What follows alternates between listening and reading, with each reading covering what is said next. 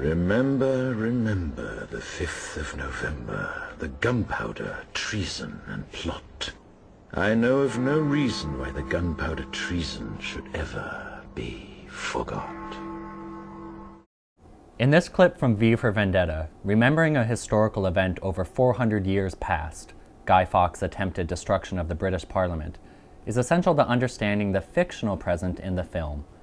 What's more, the film's audience needs to remember historical images from Nazi Germany and the September 11th attacks in order to understand the film's cultural reference.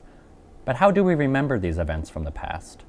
Amidst arguments about so-called accurate portrayals of history, how do different representations of the past assert themselves as authentic? And how do we remember the past through those representations? I'm Brian Yondrud, a PhD student in modern thought and literature, and this course, The Rhetoric of Cultural Memories of Violence, examines how history books, literature, photographs, museums, memorials, and films are among a list of cultural productions that attempt to represent history. However, history is always a partial, subjective representation of the past, and when the historical events are violent and traumatic, the debate about accurate representation becomes particularly contested.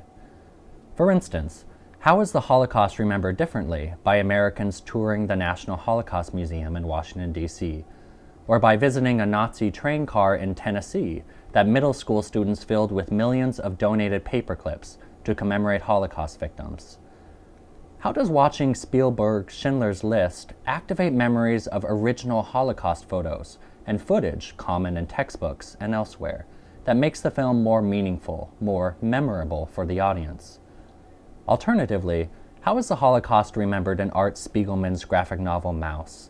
And how does that graphic novel change its reader's cultural memory of the event? In the competitive market of representations of the past, popular versions of history reach individuals by using different rhetorical techniques.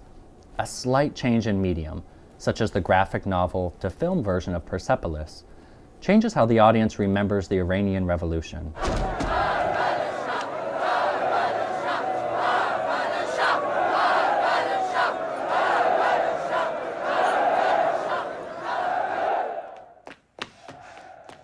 Je l'avais dit, je vous l'avais dit, je l'avais dit. Nous sommes en train de vivre un moment historique. Each of these genres argues for how an event should be remembered in unique ways, and even capture how problematic and potentially impossible it is to represent a cultural memory of violence, a struggle articulated for the 1982 Israel-Lebanese War in Waltz with Bashir. To answer these sorts of questions, we will rhetorically analyze cultural representations of violence that inform American memories and identities today. The course concludes with a research-based argument that analyzes a particular cultural text or object that argues for how violence should be remembered. Because different mediums and genres contribute to the message they are conveying, your research-based argument can analyze texts as varied as photography, museums, film, websites, performances, or music related to a historical account of violence that matters to you. This includes looking at violence as recent as September 11th or the Iraq War, or as far off as the Crusades and how they're remembered today.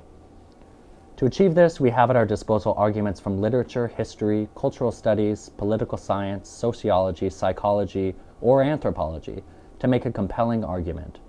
With our chosen texts and disciplinary arguments, we'll use the rhetorical tools acquired in this course to understand how cultures produced and are produced by memories of violence.